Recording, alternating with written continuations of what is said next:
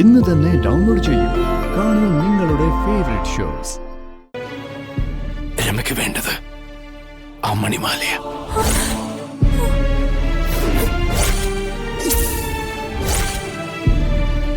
രമയ്ക്ക് ആ മണിമാലയെ കുറിച്ച് വ്യക്തമായി അറിയാം.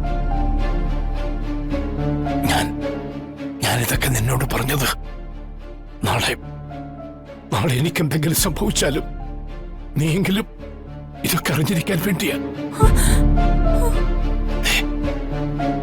ഇതൊക്കെ മോളുടെ മനസ്സിൽ തന്നെ ഇരുന്നാ മതി. നോക്ക്, ആരോടും പറയില്ല എന്ന് മോളച്ഛന് വാക്ക് തരണം.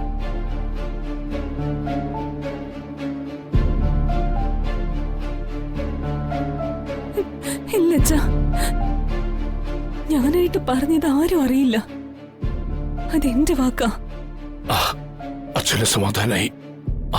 പിന്നെ നീയും അമ്മയും തുമ്പിയും വളരെ സൂക്ഷിക്കണം.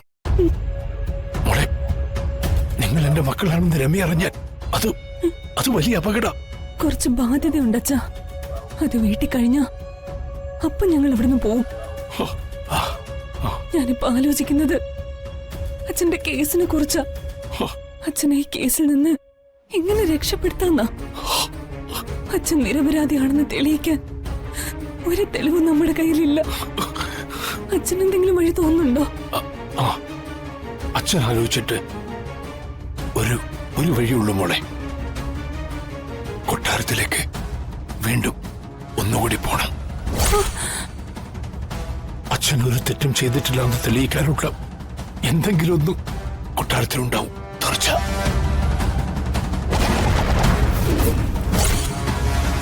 നാട്ടുകാരിൽ കുറച്ചുപേരെങ്കിലും നമ്മുടെ കൂടെ നിൽക്കും.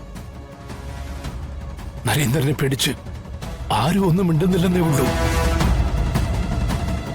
പിന്നെ നീ മഹിയായിട്ട് അതേക്കുറിച്ചൊന്ന് ആലോചിക്ക്. മതി സംസാരമൊക്കെ. കൂട്ടി പോവാൻ നോക്ക്. മോള് ചെല്ല്. പിന്നെ അച്ഛൻ പറഞ്ഞതൊക്കെ മനസ്സിൽ വെച്ച് വേണം ഓരോ കാര്യങ്ങളും ചെയ്യാൻ.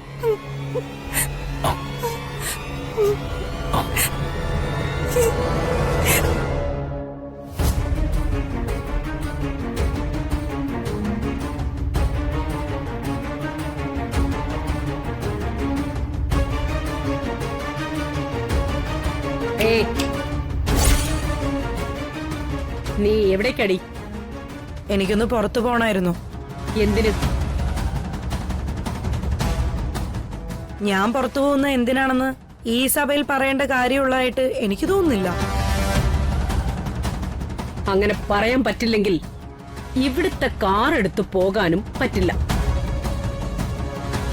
അതിന് നിങ്ങളുടെ കാറൊന്നും ഞാൻ എടുക്കുന്നില്ലല്ലോ. ഞാൻ ടാക്സി വിളിച്ചിട്ടുണ്ട്. ഇപ്പൊ വരും. അത് എനിക്ക് വിലക്ക് കൽപ്പിച്ചോണ്ടൊന്നല്ല. ഞാൻ പോകുന്നതും വരുന്നതും ഇവിടെയുള്ളവരാരും അറിയണ്ടെന്ന് കരുതി തന്നെയാ.